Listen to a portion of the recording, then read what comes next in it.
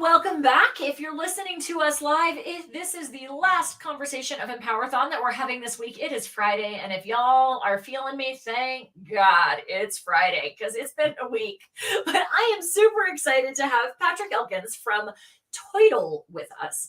If you haven't heard of Toidle, you're not alone. I hadn't heard of it, but that's part of why I wanted to have Patrick join me is because I think it's a really cool app that a lot of kids are going to be interested in, or families are going to be interested in.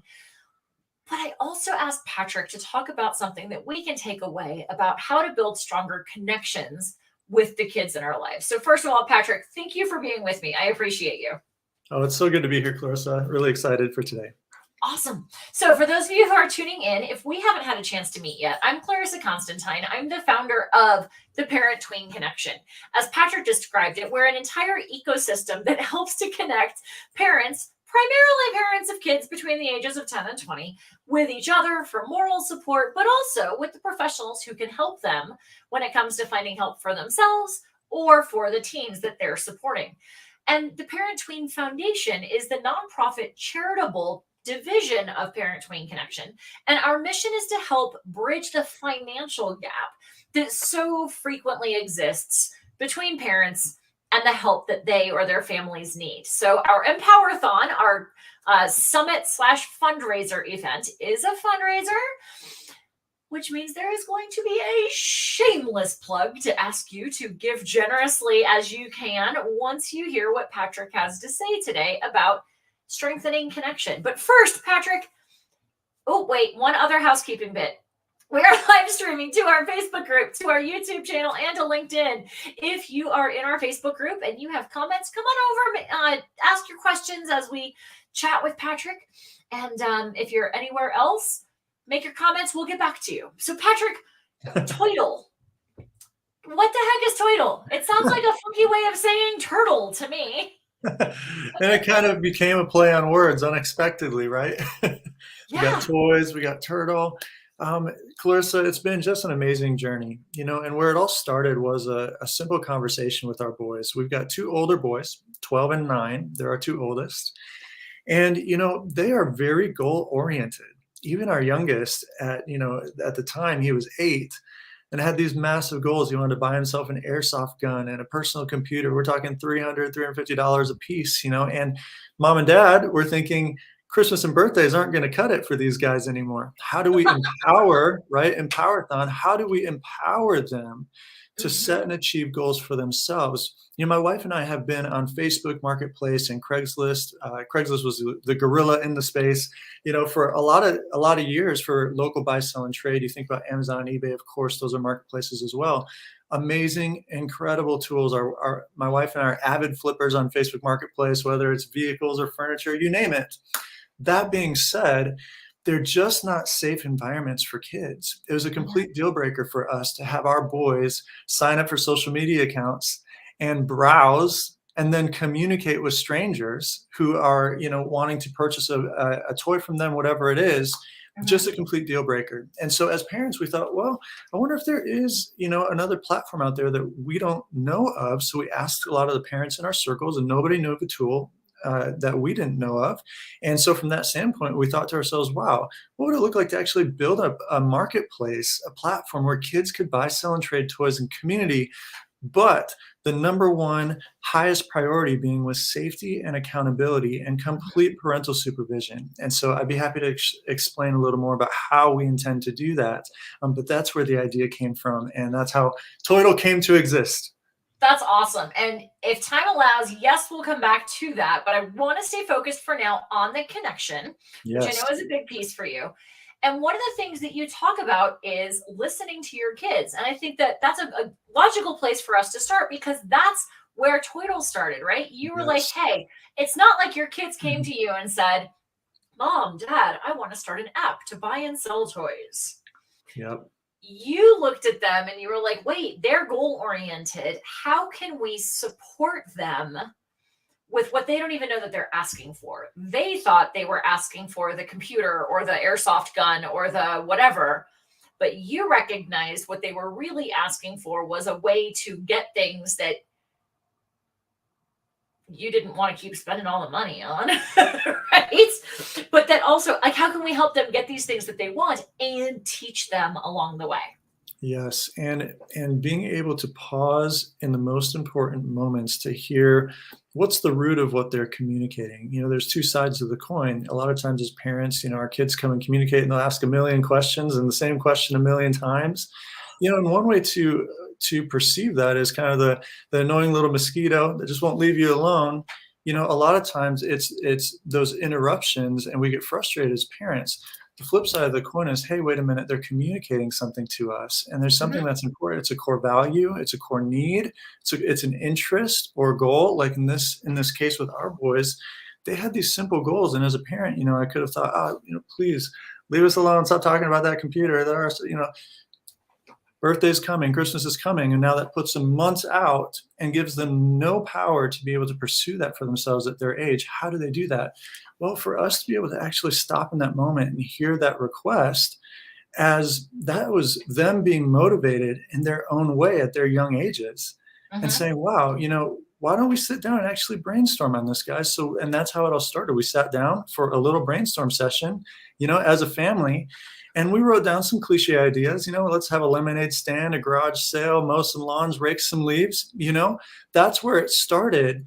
But just out of that simple moment of pausing and putting an importance on connection and hearing them first, this whole idea was birthed out of that place.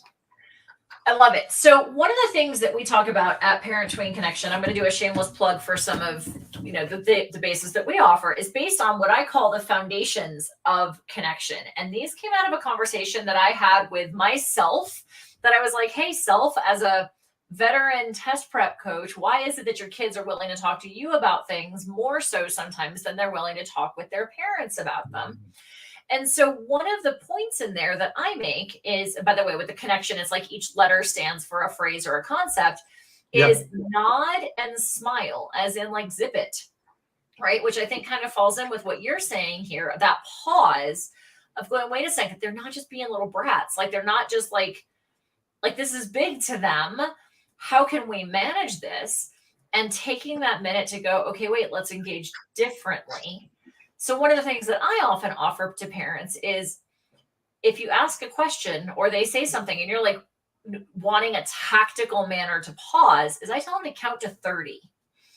And 30 feels like an eternity. But like, what other tactical recommendation do you have for a parent who's like, great, you're telling me to pause, Patrick, but like, I think and I respond. I think and I respond. Like, how do we train ourselves to be able to pause? Because for some of us, that's not super easy.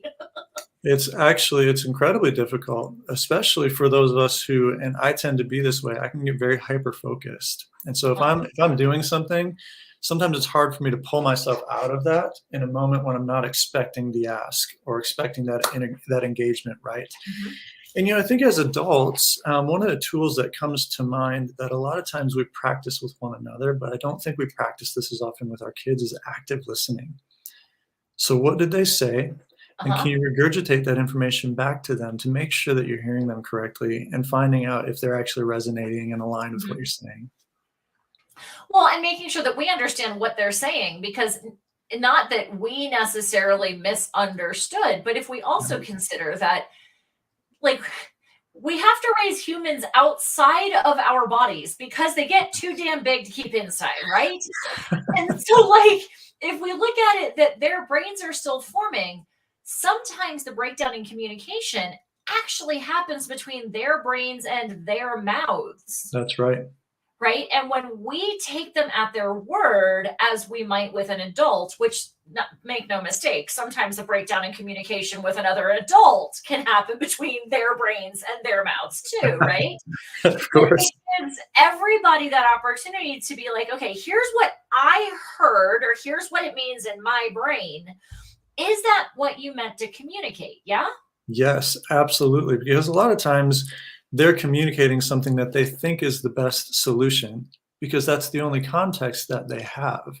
They don't have the experience to kind of process that through to find other options and other solutions that could actually fit their needs or their goals or their interests better.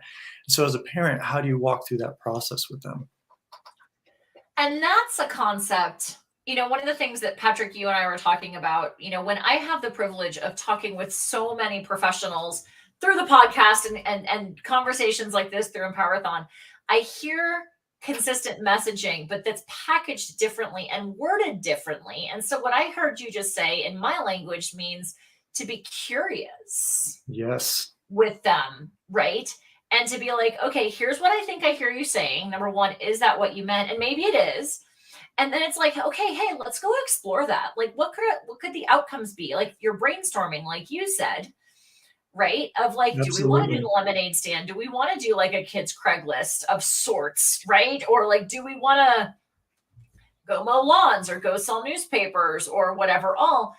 But then how did you find that your boys responded after you did that brainstorming session? And kind of as you started going, what did that do for their involvement? Well, the first thing I'll say, just to kind of interject another idea there, is the idea of the pause isn't just at the onset, but it's throughout the conversation. Because I think a lot of times as parents, we also tend to fill in the gap with the solutions rather than letting them process and actually have the space and give them the margin in the conversation. We may already have some answers that we could offer to them, but instead of providing that right away, remember to pause during the conversation and let them share for themselves. And, it's interesting, especially in the teenage years, something that I've always thought was a very unique dynamic is that a teenager can hear something from their parent and it actually causes them to want to rebel. And this might not necessarily be bad behavior. Even just saying that word rebel, maybe what I mean by that is even just choose a different path.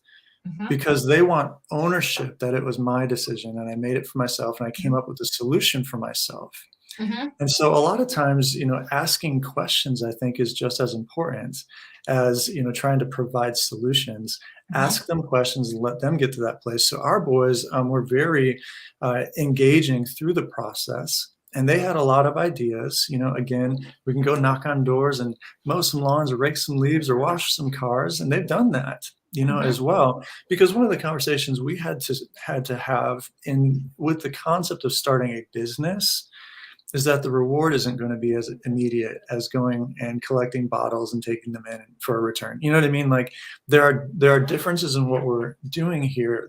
There's faster and slower moving reward, and so that was part of the conversation as well. Well, and that's intriguing because there's also the aspect that none of those brainstormed ideas that y'all came up with were mutually exclusive. Correct. It's not, and I think sometimes as adults, I think maybe not even just saying as adults, as humans, we can fall into binary yes, no, black, white thinking.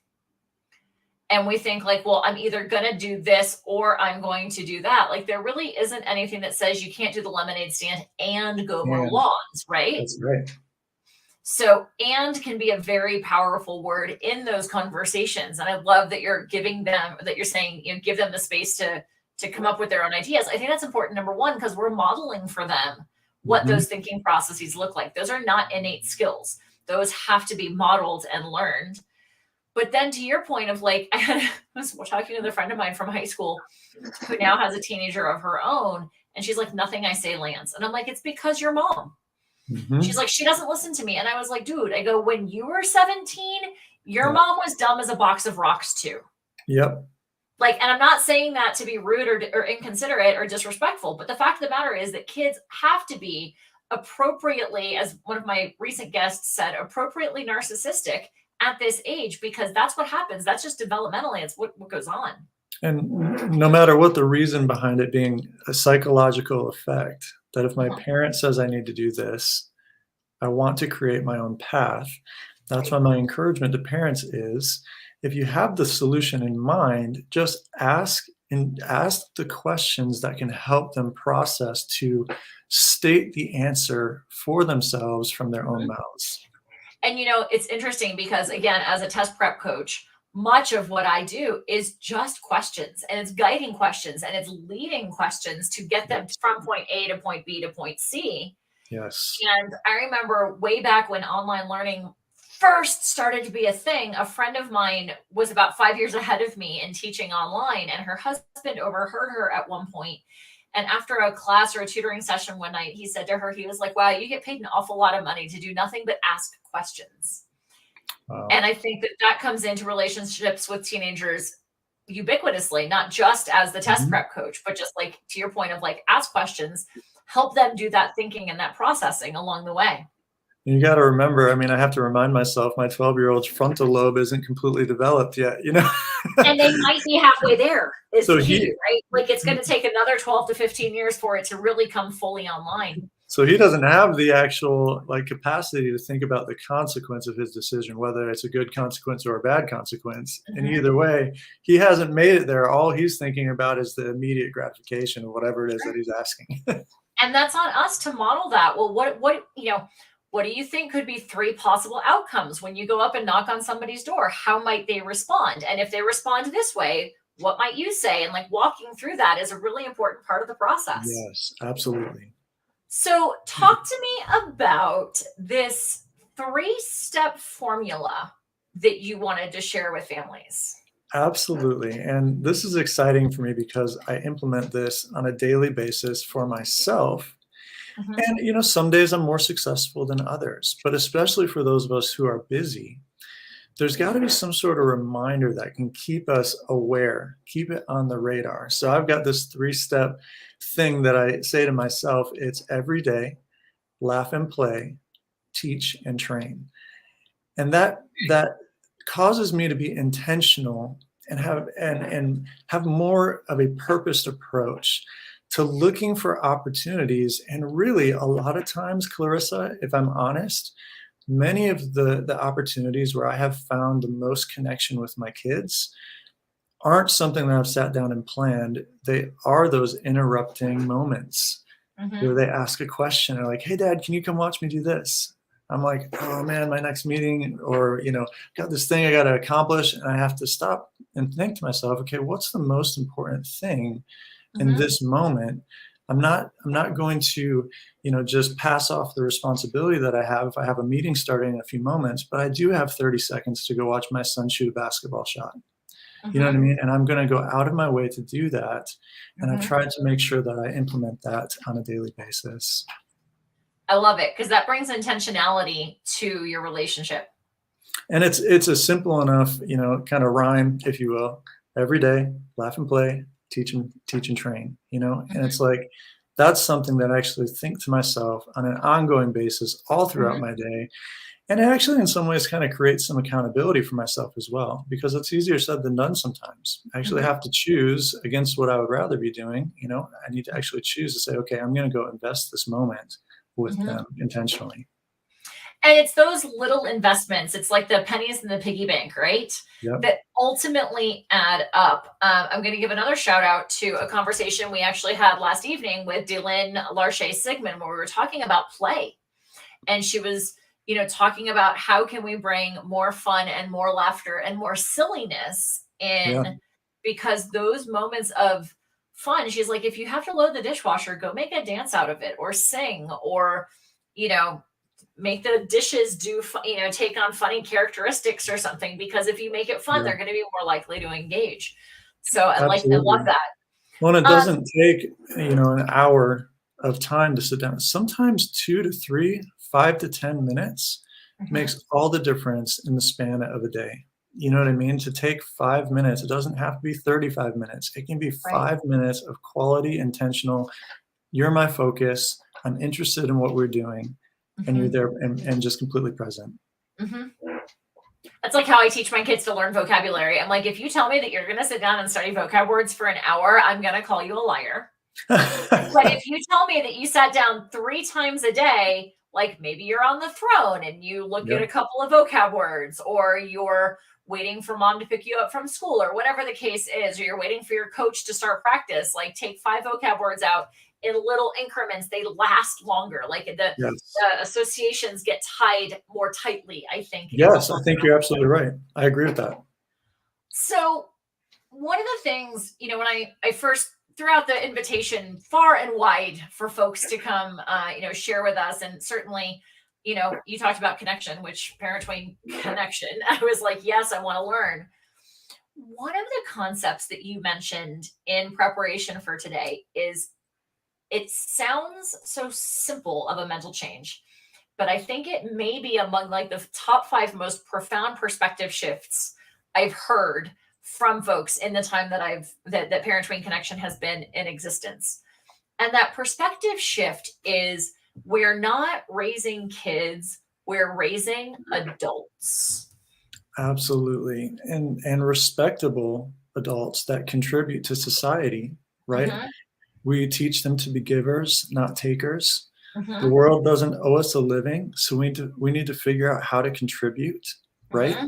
So what does it look like for us? I think, I heard a statistic the other day that as parents, 93% of the time that we spend with our kids is before the age of 18. Mm-hmm. And a lot of times our goal as parents is like, get them to, out the door as adults, college, help them move out, 18, they're on their own journey. Like, what does it look like for us to change our thinking? My goal with our family is that I get to receive a lifetime of experience and great experience and connection relationship with them, right? Mm-hmm. As they grow older, I want to grow closer to them. I want to like them. I want to spend time with them, Mm-hmm. So what does it look like for us to help them mature, to help them learn about the real world? I think a lot of times, if we shield them from the realities, when we, even things like, this is just kind of a simple subject, but something like allowance, if we're just continually giving handouts, they're not experiencing, the world doesn't just give handouts like that. So how do we empower them to learn what it actually looks like to become an adult? Mm-hmm. Well, and again, this comes back to having the opportunity to chat with different people. That would have helped if I turned my phone off so that didn't just vibrate in your ear. But here we are, we're live, and this is life when we're live. In my conversation with Daylin Larche Sigmund last evening, I think it was, she was talking about her 29-year-old kiddo. And she's like, he's just a good human. And I just love spending time with him. Like, I like who he is. Yes.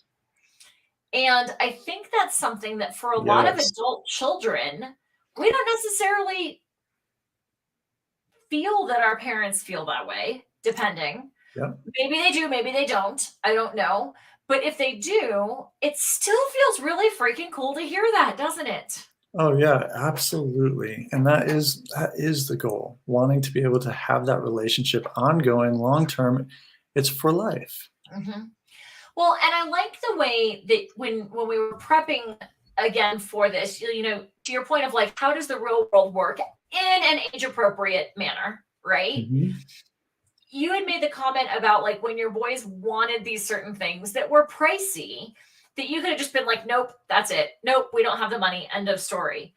But you saw an opportunity to be like, hey, here's how the real world works. And you paused, going back to where you had started at the beginning, right? And then you were like, okay, wait a second. We're hearing that you want these things. And in the real world, it doesn't just get handed to you.